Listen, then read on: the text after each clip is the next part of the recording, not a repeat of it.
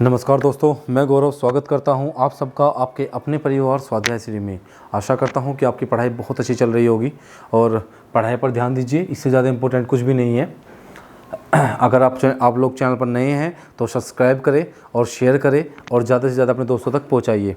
अब लाइक, कुछ बच्चे बोलते हैं कि लाइक सब्सक्राइब, लाइक होता है जो अंगूठे का निशान होता है ऊपर की तरफ को, वो लाइक होता है, और सब्सक्राइब के लिए जो सब्सक्राइब लिखा रहता है लाल कलर में, बस उसे दबा दीजिए।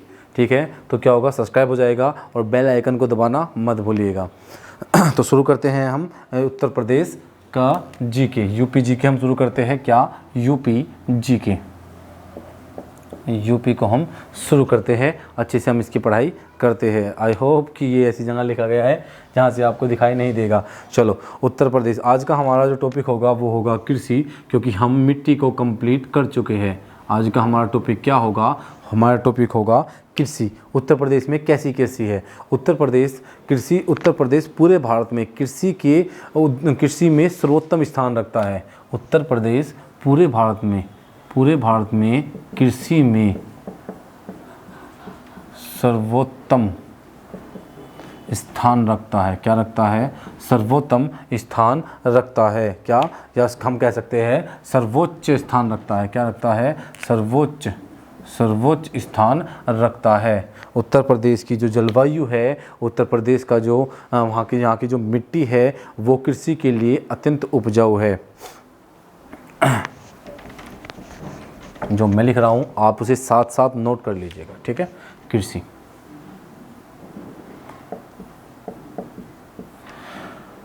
यूपी की जलवायु, यूपी, उत्तर प्रदेश, या फिर कह सकते हो उत्तर प्रदेश भारत में कृषि के क्षेत्र में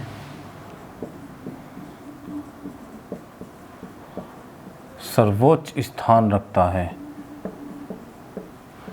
भाई, पूरे भारत में उत्तर प्रदेश का कृषि के लिए सर्वोच्च स्थान है, क्योंकि उत्तर प्रदेश की यूपी की कृषि, यूपी की मिट्टी, जलवायु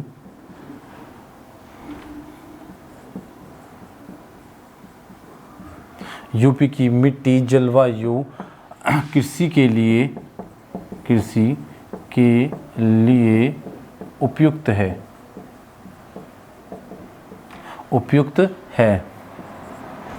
क्या है? उपयुक्त है। ठीक है। यूपी में जितनी जनसंख्या है उसका लगभग 59.3%, कितना? 59.3% कृषि पर निर्भर करता है। कितना? यूपी का जो कृषि में लगे हुए लोग हैं, 59.3% आबादी, 59.3% यूपी की कुल आबादी का 59.3% कुल आबादी का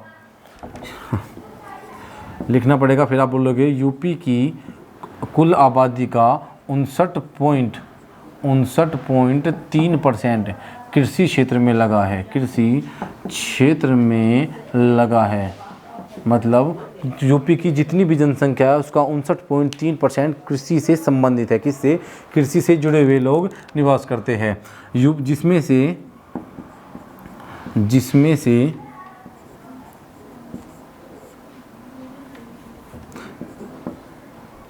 क्या हो रहा है दोस्तों? जिसमें से 50% कृषक व 50% कौन होते हैं? आपके मजदूर होते हैं।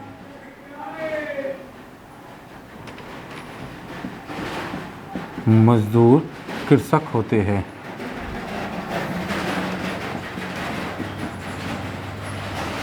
ठीक है।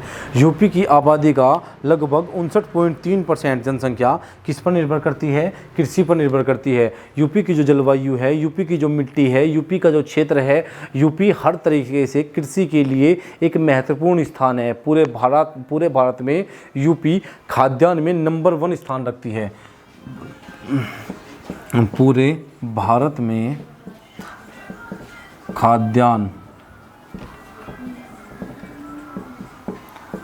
खाद्यान्न में यूपी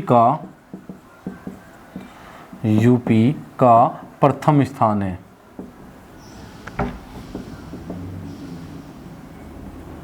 भाई पूरे भारत में खाद्यान्न के मामले में यूपी का प्रथम स्थान है, ठीक है ना, क्योंकि यूपी की लगभग 59.3% जनसंख्या कहाँ पर निवास करती है। यूपी की लगभग 59.3% जनसंख्या निवास करती नहीं, कार्यरत है कृषि में, जिसमें से आधे मजदूर है और आधे कृषक है कि, ठीक है, कृषक है। हम आज कुछ हो रहा है कुछ ठीक है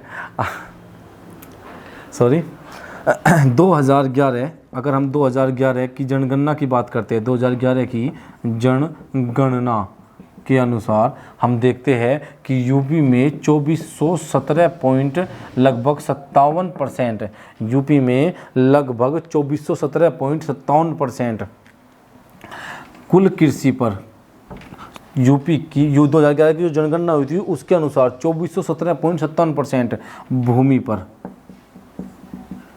कृषि की जाती है, यूपी में कृषि की जाती है।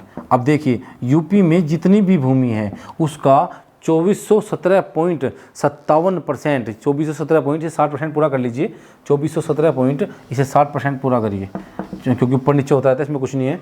2417.60% भूमि पर कृषि की जाती है। जितनी भी यूपी की कुल भूमि है उसका 2417.60% कृषि योग्य है।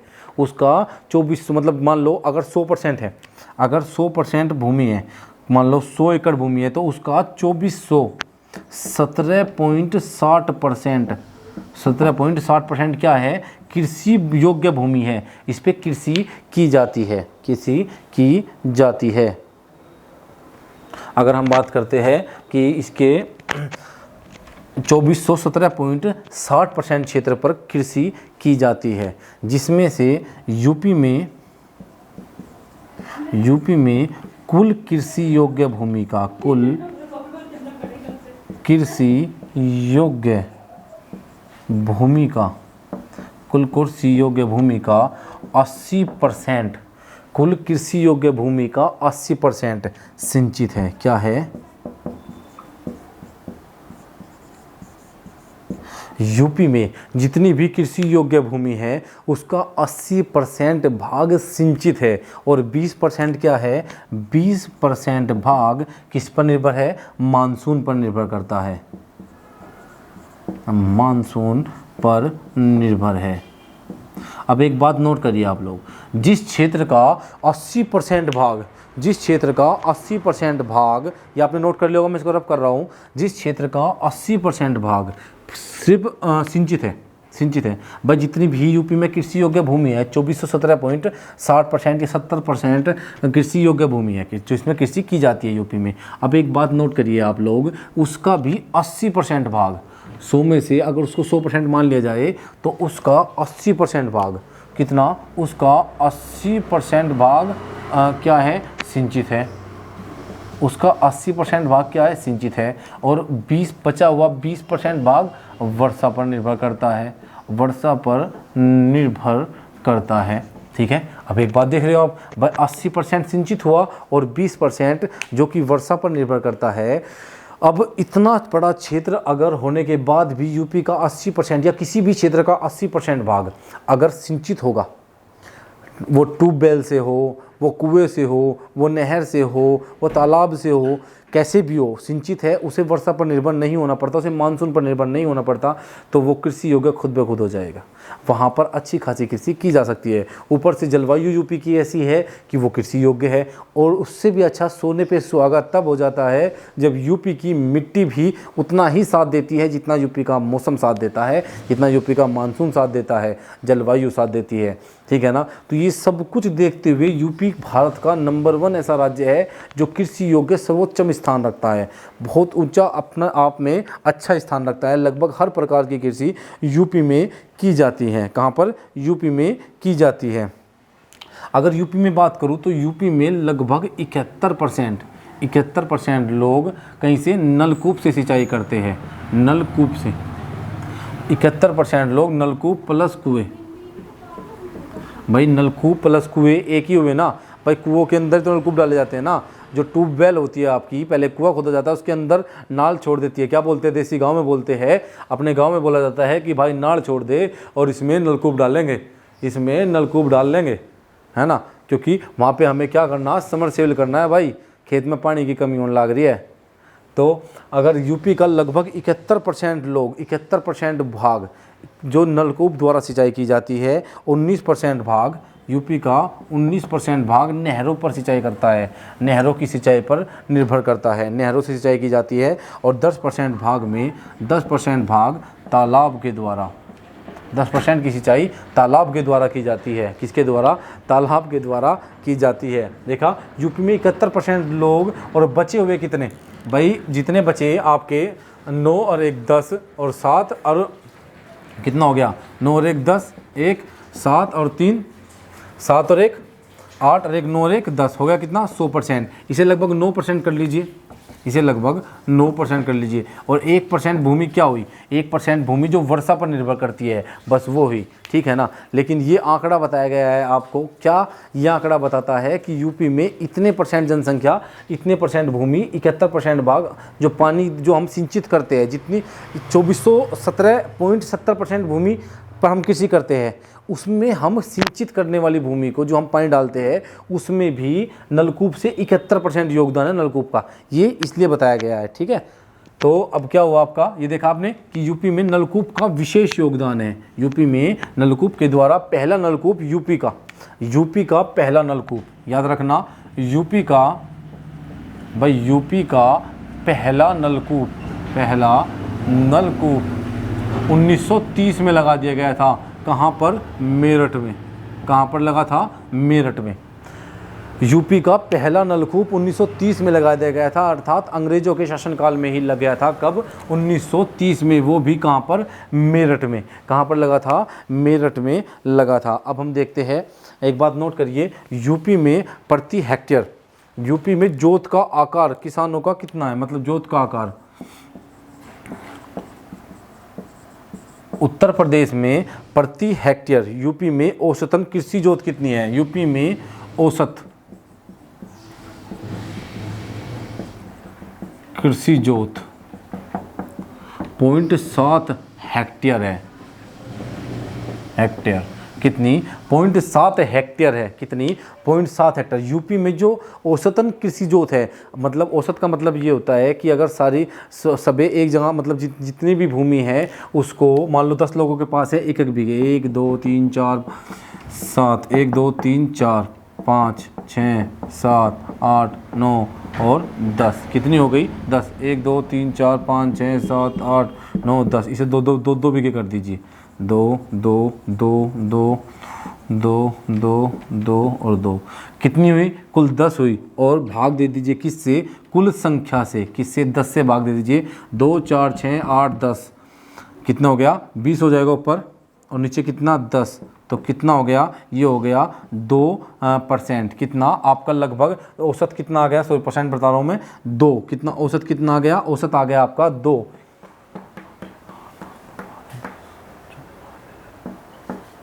ठीक है, ये 20 हो गया, और ये कितना हो गया आपका, अगर 10 से भाग देंगे तो औसत कितना निकल के आएगा, औसत निकल के आएगा 2। गलती से प्रतिशत मुंह से निकल गया था, तो टोटल कितना निकल के आएगा, औसत निकल के आएगा 2। तो यूपी में जो औसत कृषि जोत है, यूपी में जो औसतन कृषि जोत है वो कितनी है, वो है 0.7 हेक्टेयर।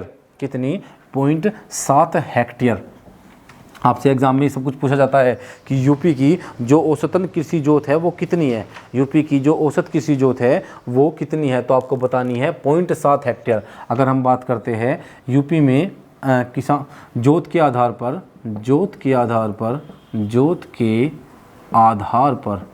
अगर हम जोत के आधार पर किसानों का वर्गीकरण करें, भाई किसानों का वर्गीकरण करें कि यूपी में कितनी, सबसे मतलब यूपी में कितनी जो जोत के आकार में किसानों को किस प्रकार बांटा गया है, अगर हम ये देखते हैं तो 1 हेक्टेयर से कम भूमि, जितनी 1 हेक्टेयर से कम भूमि, 1 हेक्टेयर से कम भूमि अगर किसी किसान के पास है तो उसे क्या बोलते हैं? सीमांत किसान। क्या बोलते हैं? सीमांत किसान बोलते हैं। ठीक है, अगर किसी किसान के पास 1 हेक्टेयर से कम भूमि है तो उसे क्या बोलते हैं? उसे बोलते हैं सीमांत किसान। भाई जोत के आधार पर हम वर्गीकरण कर रहे हैं किसका? किसानों का। जोत के आधार पर यूपी में अगर 1 हेक्टेयर से कम किसी किसान के पास भूमि है तो उसे क्या बोलते हैं? उसे बोलते हैं आप सीमांत किसान। और 1 से 2 हेक्टेयर के मध्य, अगर किसी किसान के पास 1 से 2 हेक्टेयर के मध्य भूमि है तो उसे क्या बोलेंगे? लघु किसान। क्या बोलेंगे? लघु किसान। क्या बोलेंगे? लघु किसान। ठीक है, उसे क्या बोलेंगे? लघु किसान। 1 से 2 हेक्टेयर के मध्य, अगर बात करें 2 से 4 हेक्टेयर के मध्य, 2 से 4 हेक्टेयर के मध्य, हेक्टेयर के मध्य अगर किसी किसान के पास भूमि है तो वह किस कैटेगरी में आता है? लघु मध्यम किसान। लघु मध्यम किसान। लघु मध्यम किसान क्या आता है? लघु मध्यम किसान वाली कैटेगरी में वो आता है। अगर बात करते हैं हम किसी किसान के पास यदि 4 से, यूपी में वैसे सबसे ज़्यादा जो भूमि है वो लघु किसान है। 1 से 2 हेक्टेयर के मध्य किसानों के पास भूमि है। कितनी? 1 से 2 हेक्टेयर के मध्य किसानों के पास भूमि है। कितनी? 1 से 2 हेक्टेयर के मध्य किसानों के पास भूमि है। यूपी में सबसे ज़्यादा किसानों की संख्या लघु किसानों की बढ़ रही है। ठीक है, अगर बात करते हैं हम 4 से 10 हेक्टेयर के मध्य, अगर किसी किसान के पास भूमि हुई 4 से 10 हेक्टेयर के मध्य, अगर किसी किसान के पास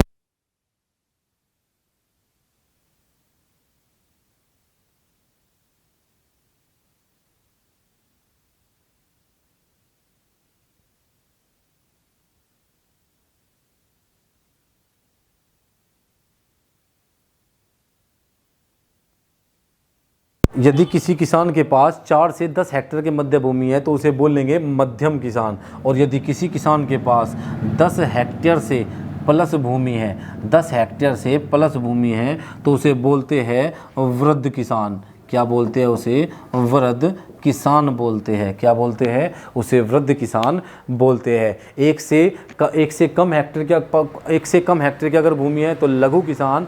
2 से 4 हेक्टेयर से मध्य की अगर भूमि है, 1 से 2 के मध्य से लघु किसान, 2 से 4 के मध्य हेक्टेयर भूमि है तो लघु मध्यम किसान, और 4 से 10 के मध्य है तो उसे मध्यम किसान। और अगर किसी किसान के पास 10 हेक्टेयर से प्लस भूमि है अर्थात 10 हेक्टेयर से अधिक भूमि है तो उसे क्या बोलेंगे? वृद्ध किसान बोलते हैं। क्या बोलते हैं? उसे वृद्ध किसान बोलते हैं, बड़ा किसान बोलते हैं। ठीक है ना। अब हम देखते हैं ये ऐसा नहीं था कि यूपी में हमेशा से ऐसा था।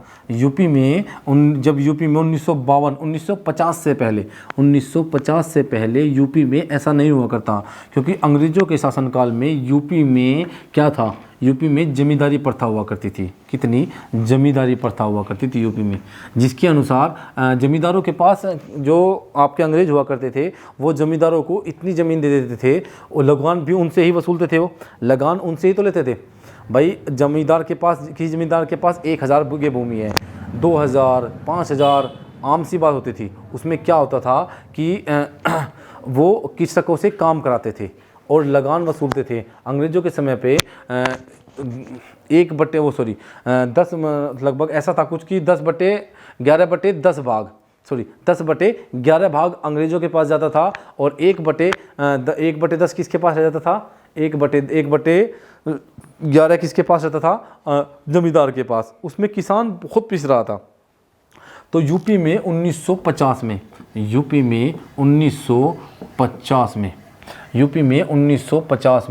यूपी के सीएम कौन थे? यूपी के सीएम थे doctor Sampurnanand. Doctor Sampurnanand UP के सीएम थे। और यूपी के कृषि मंत्री कौन थे? यूपी के कृषि मंत्री थे चौधरी चरण सिंह, जो एक किसान फैमिली से थे। चौधरी चरण सिंह जो किसान फैमिली से थे और वकील भी थे, जिन्होंने वकालत की पढ़ाई भी की थी। यूपी में 1950 में कृषि मंत्री थे कौन? आपके चौधरी चरण सिंह। और आपके जो सीएम थे, यूपी के जो मुख्यमंत्री थे वो कौन थे? डॉक्टर संपूर्णानंद। कौन थे? डॉक्टर संपूर्णानंद। 1950 में जमींदारी जमींदारी उन्मूलन कानून आता है। जमींदारी उन्मूलन कानून लाया गया, जिसके द्वारा जिसे लागू किया गया 1952 से, किससे? 1952 से, जिसे लागू किया गया 1952 से,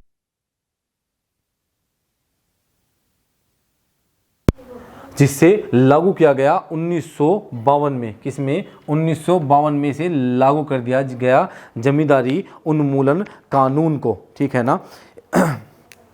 11 जुलाई 1952 से, किससे? 11 जुलाई 1952 को लागू कर दिया गया,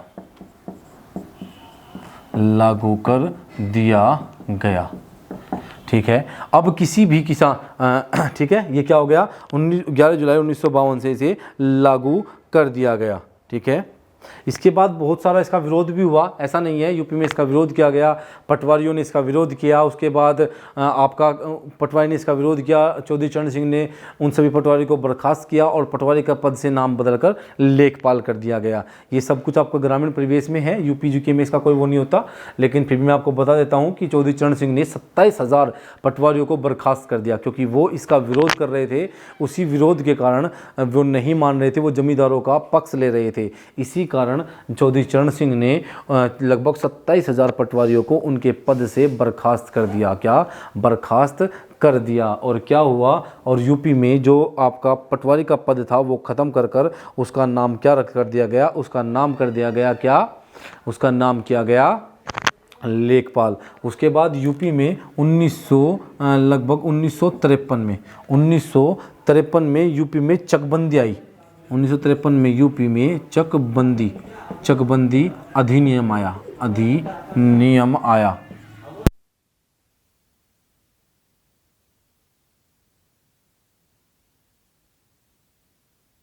चकबंदी 54, जैसे चकबंदी चैसे 54, तो 1954 में लागू हुआ। 1953 में चकबंदी अधिनियम आया और लागू हुआ 1954 से। कब से? 1954 से, जिसके अंतर्गत पहली बार राज्य में चकबंदी कराई गई। और पहली बार जो चकबंदी हुई, पहली बार राज्य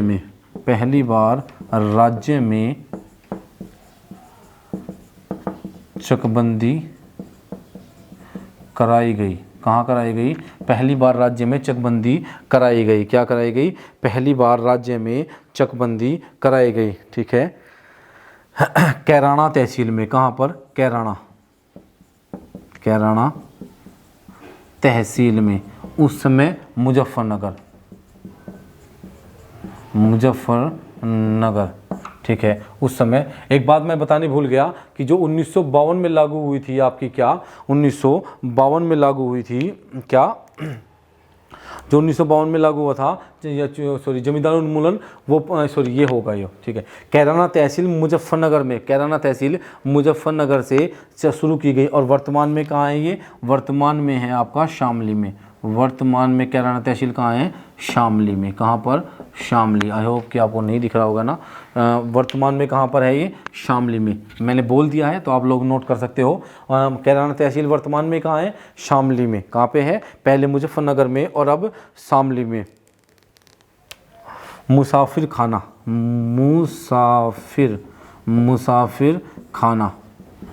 तहसील, मुसाफिर खाना तहसील में हुई। उस टाइम ये कहाँ पर थी? उस टाइम थी सुल्तानपुर में, लेकिन वर्तमान में कहाँ है मुसाफिर खाना तहसील? वर्तमान में है अमेठी में। कहाँ पर? अमेठी में। वर्तमान में कहाँ पर है? अमेठी में है। कहाँ पर? अमेठी में है, ठीक है।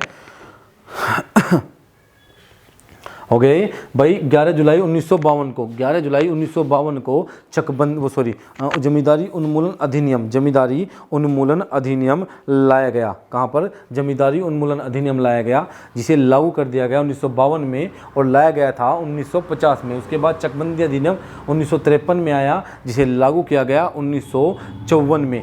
और उसके बाद 1958 से, कब से? 1958 से 1958 से चकबंदी अधिनियम पूरे प्रदेश में लागू कर दिया गया। ये शुरुआत कहाँ से हुई थी? कैराना तहसील मुजफ्फरनगर, जो वर्तमान में कहाँ पे है? शामली में है। और मुसाफिर खाना तहसील वर्तमान का अमेठी में है। कहाँ पे? अमेठी में है। चकबंदी अधिनियम हो गया ना, चकबंदी अधिनियम 1953 में आया था और लागू 1954 में हुआ। कब? 1954 में लागू हुआ। ठीक है, पूरे प्रदेश में लागू 1958 से पूरे प्रदेश में लागू कर दिया गया। 1958 से पूरे उत्तर प्रदेश में लागू कर दिया गया। उसके बाद 1960 में क्या आया? 1960 में आता है उत्तर प्रदेश में सीलिंग एक्ट। 1960 में उत्तर प्रदेश में 1960 में आया सीलिंग एक्ट। अब ये सीलिंग एक्ट क्या था? 1960 में उत्तर प्रदेश में क्या आया? उत्तर प्रदेश में आया सीलिंग एक्ट, जिसके द्वारा जो बड़े बड़े जमींदार थे वो तो वहाँ पे कम हो गया था। उसके बाद मतलब जब जमींदारी आया था तो वो गरीब किसानों में बांट दी गई थी। अब क्या किया गया? सीलिंग एक्ट के द्वारा एक किसान के पास 18 एकड़ से ज़मीन अपने नाम नहीं रख सकता था। ठीक है, सीलिंग एक्ट अधिनियम लागू कर दिया गया, जिसके द्वारा सीलिंग एक्ट के द्वारा एक किसान के नाम, किसी भी एक किसान या एक व्यक्ति, इसे कर सकते हैं एक व्यक्ति के नाम 18 एकड़ से अधिक भूमि नहीं हो सकती। भूमि नहीं हो सकती।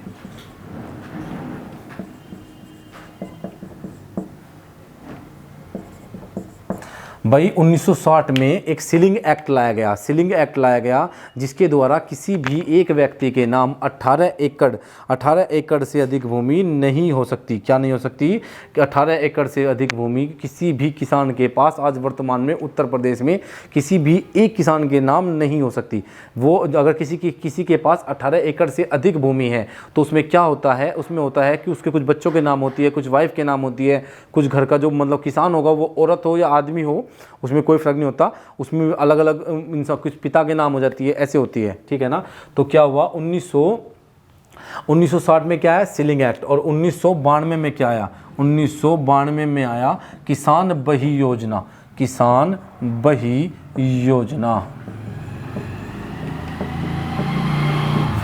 1992 में शुरू की गई किसान बही योजना, जिसके द्वारा किसान को एक पासबुक दी जाती है जिसमें लगभग हर चीज़ का ब्यौरा दर्ज होता है। तो आज के लिए हम इतना ही रखेंगे। आपको समझ में आया होगा हमारा जो कृषि नामक टॉपिक है जो हमने शुरू किया है, अब वो अच्छे से चलेगा और साथ साथ उसे हम कंप्लीट भी करेंगे। तो आज के लिए हम इतना ही रखेंगे। अगर किसी को कुछ भी दिक्कत है वो ऑफलाइन कमेंट कर सकता है, समझने में कुछ भी प्रॉब्लम है तो बता सकता है। अगर आपको अच्छी लगी है क्लास तो लाइक करिए, शेयर करिए, सब्सक्राइब करिए। और कुछ बच्चों को लाइक करना नहीं पता होता तो बता देता हूँ कि जो अंगूठे का निशान होता है ऐसे, वो लाइक होता है, और जो लाल सा लिखा रहता है, लाल से लिखा है सब्सक्राइब, उसको दबाओगे तो वो ब्लैक हो जाएगा। तो क्या हुआ? सब्सक्राइब और बेल आइकन दबा लीजिए। तो ज़्यादा से ज़्यादा शेयर करिए, अपने दोस्तों तक पहुँचाइए ताकि आपका परिवार बड़ा हो सके। आज के लिए इतना ही रखेंगे दोस्तों, धन्यवाद।